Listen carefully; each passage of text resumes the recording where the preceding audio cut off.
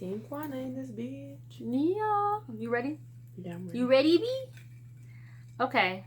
So let's start off with you just had a birthday that passed, right? Yes. How old art Super thou excited now? about that. Yeah, I am 37 now. Yay, you 37. January 21st, 1981. I am 37, and I am proud to be 37. I would say you're aging gracefully, as my mom would say. I'll take that. Yes, yes. Thank you. And not only are we glad that you saw another birthday for obvious reasons, Right. we are also glad that you are still here with us. Because today we want to discuss that you have cancer. Right. So, what kind of cancer do you have? I have ovarian cancer. I'm in the third stage. Third stage. So, for the people at home who may be, dummies to how cancer works, what are the stages of cancer normally? Normally you have up to 4. One is when you have precancer.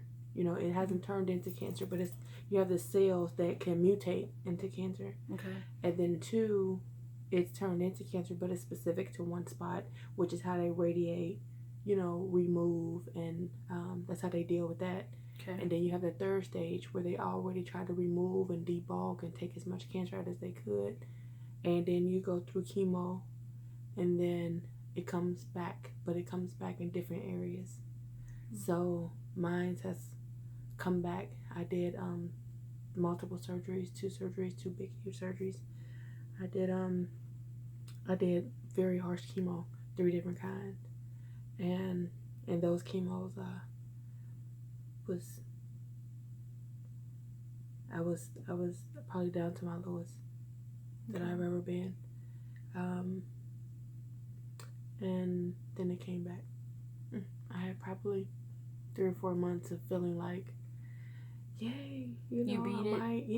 I might have beat it, and a real feeling of hope came over. Yeah. But a few months later, it came back, and it's everywhere in my abdomen. I even have nodules on my lungs. It's all over my intestines. It's all over my bladder, the vaginal area. Mm-hmm. It's on my stomach. It's actually on my stomach lining. So without giving too much information, I know I went to chemo with you last time, and your doctor decided she wanted to feel for it, and actually you have a tumor that's kind of like pushing through. Yes, I have a tumor that broke through, which leads you to stage 4. Okay. Cancer, when it starts metastasizing, it starts moving into it gets inside. It gets inside the area. Now, before they couldn't see the cancer from just an exam. They had to use a CT scan. Right. But now the tumor has actually pushed through the vaginal wall and pushed through the intestines, and you can actually physically see the cancer. Yeah, now. I saw she showed me a little piece was kind of pushing through. Yeah, it's about the piece that came through is about 5 centimeters. Okay, and that was new. Yes. Last time when we went, this was earlier in February. Yes. So I know most people are used to hearing breast cancer, lung cancer, stomach cancer, prostate. They hear all these cancers. Even with our pap smears, they're looking for cervical cancer. Yes. But you have ovarian cancer. Yes. And this goes back into you're currently in stage 3 where you're doing all this fighting.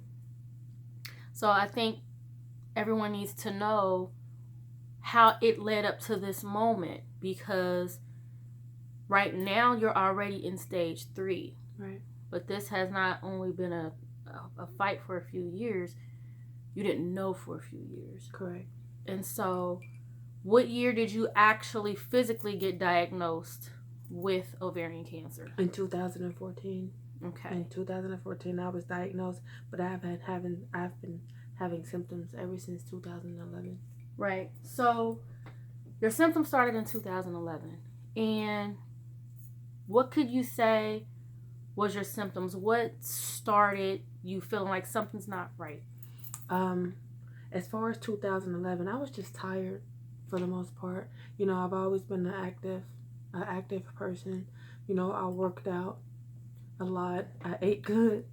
I thought I was doing all the right things. You know, to keep my body healthy, to keep me physically healthy. But I was tired a lot, and then I would have little bitty pains. You know, here and there, and it wasn't. It was short pains, but it was sometimes it'd be crippling. You know, it would make you to the point you would bend over or feel like you couldn't walk. But it would last for only a few minutes, and then it would go away. And then I was having heavy periods, like super duper heavy periods, and cramping, and I just dealt with a lot of pain and fatigue, and not understanding why I was in so much pain. So now, this started in 2011, but you didn't get diagnosed until 2014. So we have to paint a picture of what was happening in between there, because it's not like you weren't doing nothing. You were going to doctors. Mm-hmm. You were doing getting all these things. Yep. So you were getting pap smears. Mm-hmm. And I met you in 2011. Yep. And you were just telling me about how you had recently had a hysterectomy. Like you woke up and it had been done. Right. So tell them kind of the steps you went through before we even got to the diagnosis. In 2011, I had severe abdomen pain at the top of my abdomen at that time. Sometimes I would have lower abdomen pain, but at that time it was at the top, and it was excruciating. And I had been dealing with it all day, and something was just like, go to the hospital this time, you know, and really get checked out and see. So I went to the hospital, and they did some blood work and some things, but they couldn't find anything. And I kept telling them, like, it's on one side of my abdomen. You know, it's on the right side. Something is wrong. And I mean, for hours, I played with them, like, please just look. Something is wrong. So they wound up doing a CT scan and a couple of other scans. And they seen that I had a cyst on one of my ovaries, which was the right ovary, where I was having the most difficulty. And they did a CT scan, and they seen that I had a cyst on my ovary. And they said, well, they came back and said, well, it's a cyst and it's the size of a golf ball. And they said that they could go in and check it. I mean, they can go in and lap it, you know, with the machine thing. I can't really get all the words together, but the machine thing, they was going to go in and they were going to take the ovary out, and they were going to take the cyst off of it, put the ovary back, and then I would be okay, you know. And before I went into surgery, they asked me about bearing children and did I want children or, you know, anything like that. And I was like, no, I'm not too much concerned about that. But they said you probably won't have to worry about it, but that we have to ask that just in case. So I went in for the surgery just to get the ovary, to take it off, and take it off and put it back. Correct. Okay. And then when I woke up, you know, everybody was there. You know, I thought it was just going to be a simple lap surgery and that would be okay. But when I woke up, my whole family was there. And I couldn't figure out why, but nobody was telling me anything for a couple of days. So I started noticing I was having hot flashes. Like, I kept feeling so extremely hot. And I was just like, it's so hot in here. Somebody give me a fan. Somebody give me some ice, you know, something. You know, so for a couple of days, my sister sat there with me and held my hand, but wouldn't tell me anything. So when I was completely coherent, because I was in and out, you know, from the drugs and from being under anesthesia, you know, the doctor finally came, you know, my sister stood up and the doctor finally came in, and they motioned to her, you know, to talk to me. And so she did, and she was saying that they think that you might have had cancer. And I was numb, because I'm like, no. They said it was a simple cyst, that all women get these cysts on their ovaries. Some grow bigger than others, but then they eventually go away. So, no, that's not it. You know what I mean? Denial. You know, right. That's not it. So, once they got all the test results back, I was in the hospital for about 9 days. And when they get all the test results back, it came back that it wasn't cancer, that it was, I had precancerous cells, but it wasn't cancer. And I found out that they removed everything. My whole reproductive organ system, they removed everything.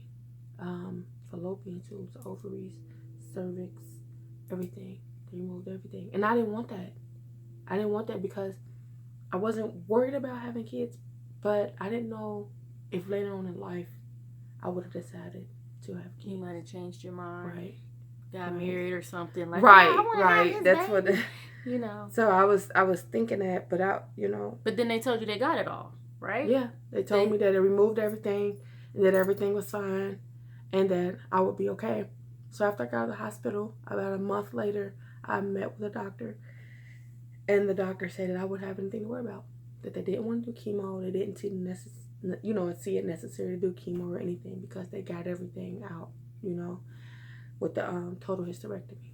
So I was like, fine, So I went through the motions of having a hysterectomy because it automatically sends you right into menopause. Right. And menopause is detrimental. Menopause is really you really want to wait to go through that. You know what I mean? You're emotional. You don't know why. I mean, if somebody would have dropped the pen, like here I was like, oh my God, somebody dropped the pen. I cannot believe the pen was dropped. You know what I mean? So I had to go through all of that. So they wound up putting me on estrogen. Right? Yes. You got a tattoo. I even got a tattoo. It says survivor. Like they really was like, you cool, you good, we got it out. We got it. It's good. So then what happened? So, for the first few months, of going through the menopause, and they said I was complaining about having pains and, certain things. And they said I would have that because it would take me at least 18 months to fully heal from the surgery. So, although I kept complaining about pain and discomfort and something just not feeling right, they just kept chalking it up to it was just surgery. You're gonna have those things, just give it time. So about 2 years later after the surgery, which would have been 2013 by then, I started having more symptoms. Something was wrong, something wasn't right. I started to get back on track. I started to eat healthy again and work out again and get better, or feel like I was trying to get better. But I kept having symptoms. I kept having pain in my abdomen. I started having pain in my back. I started having pain in my lower right leg, and I just couldn't quite figure it out. So all the way through 2013, I just kept trying to push through it, because they kept doing exams, but they didn't see anything. I kept having pap smears. I mean, I thought the doctors thought I was being a hypochondriac, which means when you drum up symptoms and think you're dying, something's really wrong, when nothing's really wrong. Didn't you say you had a vulvectomy? Yes, I had a vulvectomy. But that was in 2009 that I had a vulvectomy. So was that a symptom? No, that's precursor to that? Yes, actually it is. But they diagnosed it as something else, like Lynch. I can't exactly remember what it is. I would have to look it up. But you they had a misdiagnosed vulvectomy it in 2009. Mm-hmm.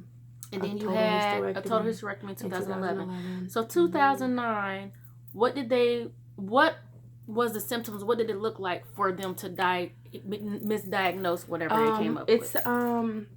You have thin skin in the vaginal area. Like first it started as me having to use different soap. That's what they first said. Just use different soap.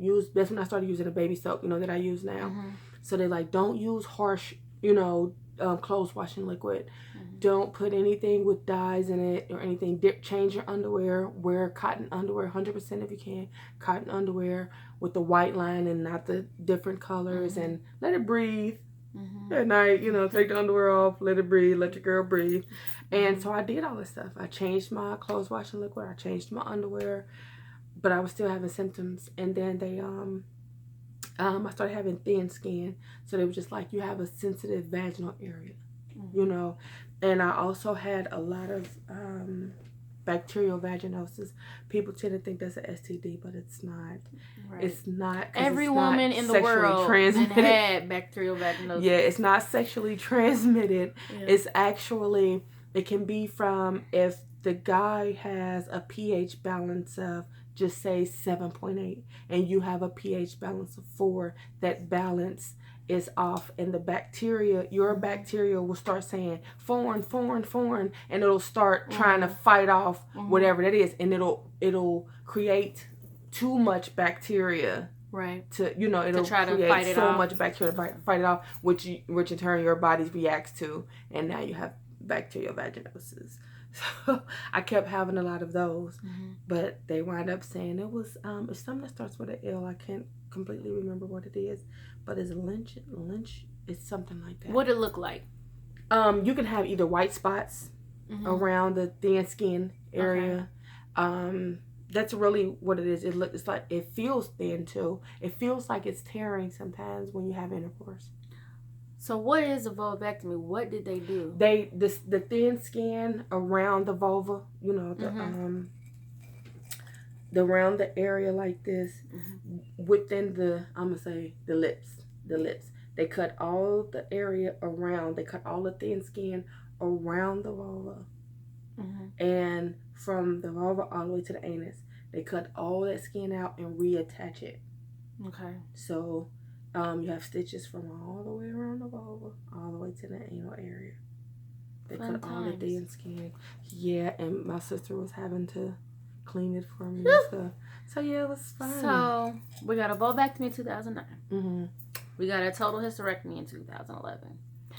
Right. And then 2 years later, you're doing everything right. You're working out. Well, I was having symptoms from 2011. So in 2012, I had my gallbladder removed because they thought that the pain that I was feeling and what I was going through, they thought that it was from my gallbladder. So they did a bone marrow, which is extremely painful. And they did a lot of tests. They never did any scans. They did all these blood tests? They did all the blood tests. They did bone marrow. They did a lot, but they couldn't find anything. And then so they eventually said that it was my gallbladder that went bad. And the only reason they did that is because I went to the hospital and I kept telling them something was wrong, and they was trying to send me home again. And I screamed and yelled and went off, and I burst out in tears, and it was just extreme, and I just was overwhelmed. And I told them I'm not leaving this hospital until they find out what's wrong with me. Something is wrong, and I know something's wrong because I know my body, and I've been dealing with the same body at that time for 20 something years. I know this body. Something is wrong. And they just... So now your gallbladder was what was gallbladder. wrong. Yeah. So we got vulvectomy 2009. We have hysterectomy 2011. Now we got your gallbladder in 2000. Was it 13? Okay. I mean 2012. Sorry. 2012. Okay. So they've now done 3 surgeries. They've removed body parts. They've done all this stuff. So now what? Because now everything should be okay. Because these are all the things they keep telling you that's wrong. So what happened post gallbladder? I continued to be symptomatic. So what were your symptoms? I continued to have a lot of same symptoms. I was continuing to have pain. The pain was getting worse in my pelvic area and my higher abdomen area. On the right side, I was having a lot of pain, all the way down through my leg to the point where I didn't even realize I was dragging my right leg. I was dragging it along with me everywhere I went. I was dragging the leg with me. I could lift it, but it was painful, so I just started dragging it. So then what happened once you kept having these symptoms? Now we're back at the doctor, because now they probably like, oh Jesus, we done took all this stuff out and here she is still bothering us. Right. And that's how I felt. I felt like the doctors weren't listening. I mean, because you're talking to somebody that think they know everything, or they think they know how to diagnose you from symptoms. They kept saying I had a bladder infection. They was giving me, for months, they were giving me meds for a bladder infection. And they were saying, that sounded like a bladder infection. That sounds like a bladder infection. I'm like, there's no way possible I could continue to have this many bladder infections or this many bacterial vaginosis infections. And at the time, I wasn't even having sex. It was too painful to even have sex. And I just kept saying, there's something that y'all not, it's something that y'all not doing. It's something that just isn't right. And I kept, please help me with this. Please help me with this. So, what made them finally help you with this? Because I remember what I did back in 2012. When I went in there and I acted a plum fool. And I did the same thing. When I went to my next doctor's appointment, I said, I'm not taking no more medicine. I'm not taking no more antibiotics. I'm not taking no more nothing. Y'all got to figure out what's wrong with me. Something is wrong.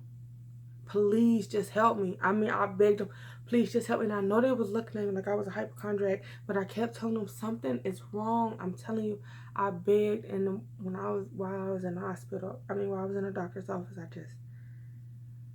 I literally felt like I had a nervous breakdown. Because when you know something's wrong with you and you got all these doctors and all these people keep telling you that nothing's wrong, that you're okay, nothing's wrong, but you know you in so much pain. You know your quality of life has been from, being active, from running and working out and doing all this stuff, all the way down to being bedridden, 3 or 4 times out of the week. And you just begging somebody to just listen. Just do every test possible. It's not like you got to pay for it. The insurance will cover it. Mm-hmm. Just do everything. Just whatever blood work, whatever scans, whatever test, whatever it is that you got to do, just do it. Just give me that one time, just do it, because I know something's wrong. And I just completely fell apart in the doctor's office.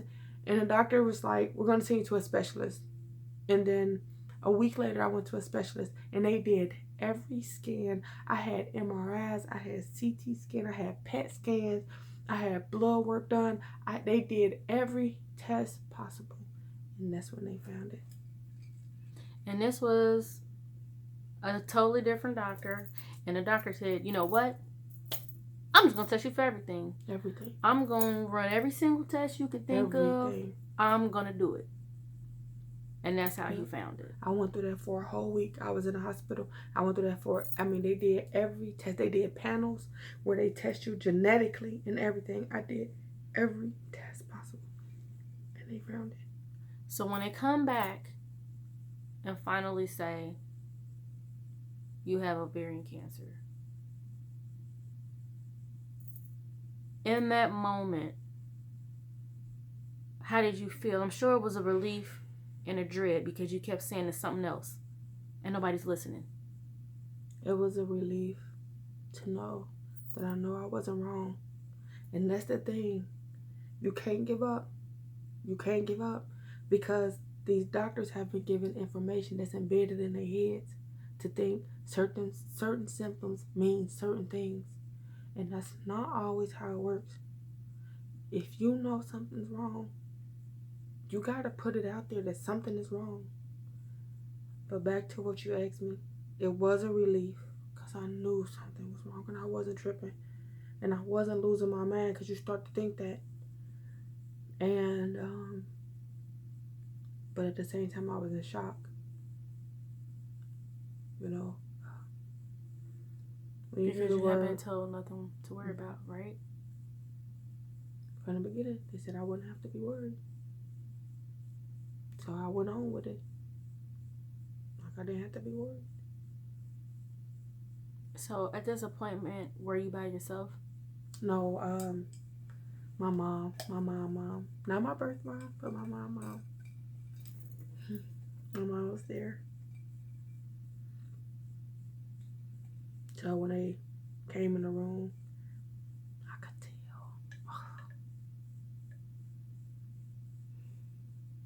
I could tell by the looks on their face.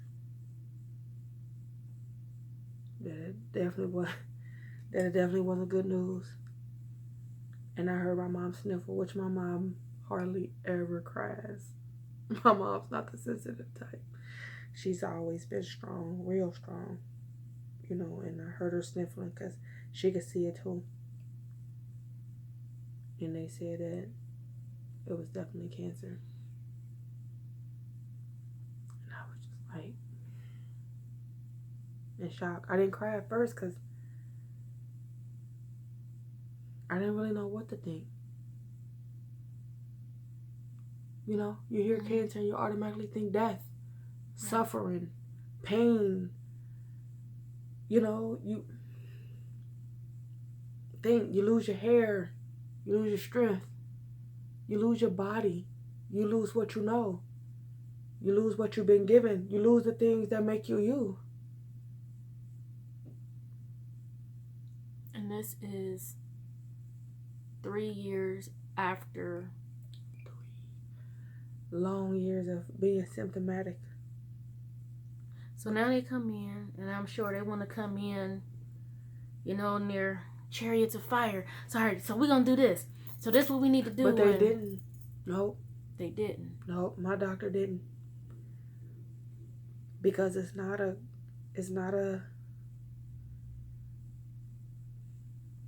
common ovarian cancer. It's a different kind of ovarian cancer, and she didn't. They came in, their silence was so loud.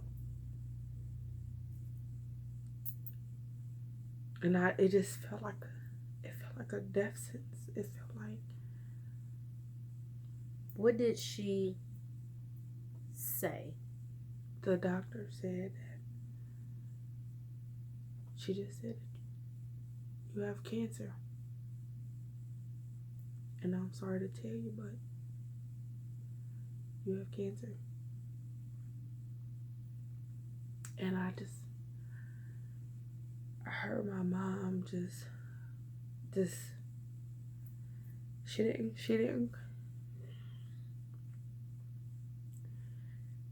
she didn't cry out loud, but her silent cry was.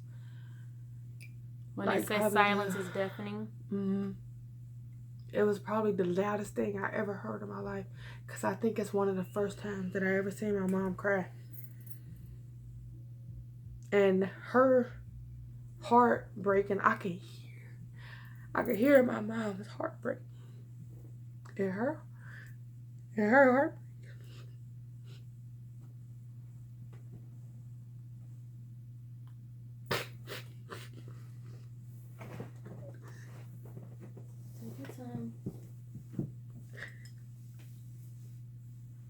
And my mom's heartbreak made my heart break, because I knew her heart was breaking for me.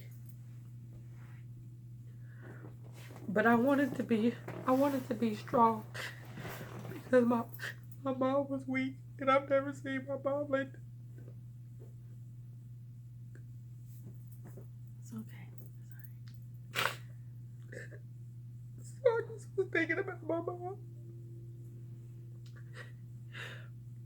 And even now, I hear you say that still. You hurt for everybody else hurting for you. Yeah. But that's just it. So now you have the diagnosis. Now you have to tell family and friends. But I didn't. And why? Because I was ashamed. Why? I was ashamed because I've always been a person to help. I mean, my job was being a caregiver. I cared for everybody. I cared for my daddy when he got sick. I took off work for 3 months to care for my daddy. I care for everybody. Like I said, my job was being a caregiver. So that's what I did. I just cared for other people. And I didn't know how to say that I was sick.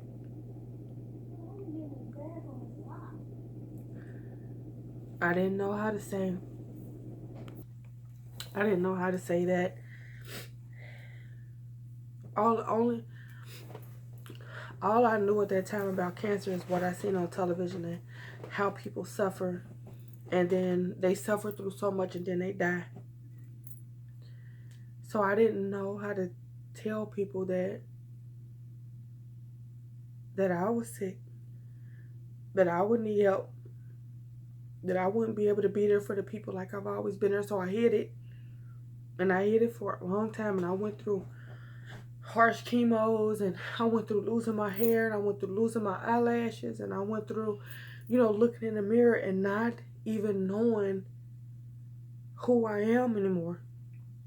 Not seeing the person that I've always identified with. And so I stayed in. I cut people off. I shut people out. I didn't really go anywhere because I didn't want people to see me as weak. Because I've always been strong. I had a harsh childhood growing up. And I thought that, showing weakness was a sin. Showing weakness was a weakness within itself. You got to be strong. You can't cry. You can't be down. You can't be sick. You got to fight. You got to keep your head up. You got to be strong at all times, because if people see you weak, they will take advantage of it, and they will walk with that, and they will run with that, and they will use you, and they will abuse you, and they will just... So I hid it. There was a couple of my family that knew, a few people that would help me, but I hid it because I was ashamed to be weak. I was ashamed to be sick. But I think chemo actually shows how strong you are. And I went for the first time, chemo with you a couple weeks ago. And I've never been to a chemo treatment. You hear people say, I'm going to chemo, or somebody's going through chemo. You automatically feel down, like, oh man, they got cancer. But then, they're going through chemo. But I don't think a lot of people understand how taxing the actual chemo is. The process? Yes. So you're still doing chemo right now. Mm-hmm. And so I remember when we walked in, you pulled your shirt to the side, mm-hmm. and she takes like this alcohol wipe and starts wiping over your port. Yeah. And I see this thing, and I'm like, are they about to stab you? With the long needle? Yeah. And you was like, yeah. I was like, in that? And you like, yeah. I'm like, and I'm sitting there, and then she just poof, just stab you in your chest. Mm-hmm. You can't breathe. It was painful. You can't move, and it looks painful. It is painful. And you have to go through that how often? Every time. I have to go through that during chemo. I have to go through that 10 days after chemo, and then a week and a half, 2 weeks after that, you got to do it all over again.